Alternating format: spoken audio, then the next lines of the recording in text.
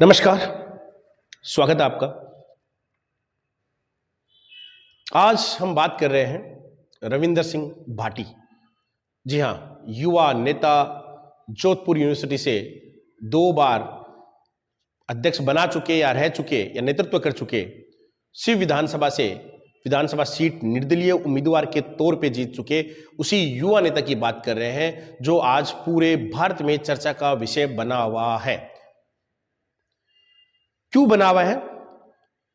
रविंदर सिंह भाटी निर्दलीय तौर पे शिव विधानसभा जीते हैं और उन्होंने हाल ही में लोकसभा चुनाव होने वाले उससे पहले घोषणा की है कि मैं मेरी जनता से पूछूंगा कि मुझे लोकसभा के चुनाव लड़ना चाहिए या नहीं लड़ना चाहिए। जैसलमेर बाड़मेर लोकसभा सीट आमतौर पे कांग्रेस और बीजेपी के मध्य सीधी टक्कर होती है, लेकिन अगर रविंदर सिंह भाटी चुनाव में कूदते हैं तो इस लोकसभा सीट पर क्या प्रभाव पड़ेगा ये देखना होगा। ये तो तय है कि सभी जाति, बिरादरी, धर्म के लोगों का रविंदर सिंह भाटी को समर्थन पिछली बार जब विधायक का चुनाव लड़ा था तब भी मिला है और अभी वो अपना 5 दिवसीय जैसलमेर के दौरे पे यात्रा पे हैं।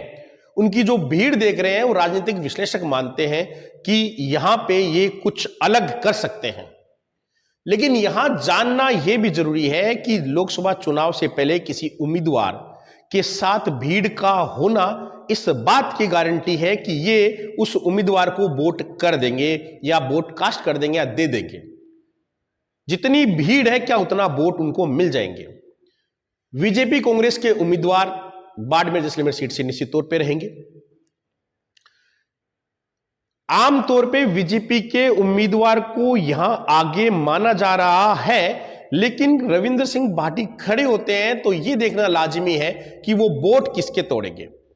राजनीतिक विश्लेषक ये मान रहे हैं कि रविंदर सिंह भाटी बीजेपी के पक्ष में पड़ने वाले ज्यादातर वोट तोड़ेंगे। वो चाहे खुद ना जीते लेकिन बीजेपी के उम्मीदवार को नुकसान पहुंचाएंगे।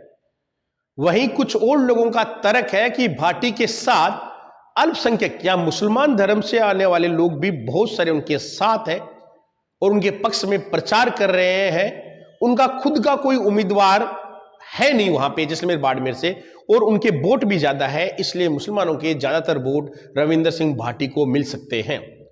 अगर ऐसा हुआ तो यह नुकसान कांग्रेस को होगा, लेकिन जो बीजेपी का कोर वोटर बैंक है, ब्राह्मण या राजपूत या मूल ओबीसी जो आजकल मिल रहे हैं, एससी के वोट भी काफी बीजेपी को आजकल मिलते हैं, क्या ये इन वोटों को रविंदर सिंह भाटी प्रभावित कर पाएंगे? ये देखना बहुत बड़ी बात है। साथ में ही एक निर्दलीय उम्मीदवार और है बाड़मेर जैसलमेर सीट से, प्रियंका चौधरी। इस लोकसभा सीट जो बाड़मेर जैसलमेर की बात करें, यहां 8 विधानसभा सीट है। 8 में 5 पर बीजेपी है, 2 निर्दलीय है और 1 कांग्रेस के पास है। ये अभी 2 महीने पहले, 3 महीने पहले जो चुनाव हुए उसका रिजल्ट मैं आपको बता रहा हूं। इसको देख के तो लग रहा है कि बीजेपी का उम्मीदवार यहां पे आराम से जीत सकता है इन वोटों को देखकर। लेकिन प्रियंका चौधरी जीते हैं, उनके जो वोट बैंक है वो किधर जाएंगे ये भी देखना जरूरी है। और क्या रविंदर सिंह अपना फोरम निर्दलीय या किसी पार्टी से टिकट लेकर भरते हैं ये भी देखना जरूरी है। और अगर वो लोकसभा के इस महासमर में नहीं कूदते हैं तो उनको मिले वोट किधर जाएंगे ये भी देखना है। और इसी विधानसभा से 2 निर्दलीय प्रत्याशी और भी थे, उनके वोट किस पार्टी को मिलेंगे ये भी देखना बहुत जरूरी है। लेकिन यह तय है कि सीट में थोड़ी हलचल पैदा रविंदर सिंह भाटी ने की है। इसका मतलब यह कदापि नहीं है कि रविंदर सिंह भाटी आराम से जीत जाएंगे। लोकसभा क्षेत्र बहुत बड़ा होता है, उसमें घूमना, रविंदर सिंह भाटी युवा है इसमें कोई दो राय नहीं है, लेकिन विधानसभा क्षेत्र छोटा होता है, लोकसभा क्षेत्र बड़ा होता है। वहां घूमना, भीड़ इकट्ठी करना एक अलग बात है, लेकिन बूथ मैनेजमेंट करना, प्रत्येक बूथ पे एजेंट बिठाना, वोटों को गिराना, और वो भी लोकसभा जैसे इतने बड़े क्षेत्र में, बाड़मेर जैसे बहुत बड़ा किलोमीटर के एरिया में भी फैला हुआ है, उसमें ये बहुत बड़ी बात होती है। पार्टियों के पास, बीजेपी के पास बात करते हैं, उसके पास पन्ना प्रमुख तक के नाम होते हैं, मैनेजमेंट होता है, लोगों की टीम होती है। कांग्रेस के पास भी निश्चित तौर पे अपनी एक टीम है। तो चुनाव तो पार्टियों के बीच में ही रहना है, मुझे ऐसा लग रहा है अभी तक के हालातों से, जब तक कोई बहुत बड़ा परिवर्तन नहीं हो। तो प्रियंका चौधरी जो निर्दलीय उम्मीदवार है, वो हाल ही में जब राजस्थान के मुख्यमंत्री भजन लाल अयोध्या के दौरे पे गए थे, भगवान श्री राम के दर्शन करने गए थे, तो उनके साथ गई थी। लेकिन रविंद्र सिंह भाटी, सूत्र कहते हैं हमारे कि रविंद्र सिंह भाटी भी मुख्यमंत्री से मिल चुके हैं, मुख्यमंत्री ने उन्हीं को अपने साथ चलने के लिए कहा था, लेकिन रविंद्र सिंह भाटी अयोध्या नहीं गए थे। वो अपने चुनाव प्रचार या रैली के रूप में अपने लोकसभा क्षेत्र में घूमना चालू कर दिया।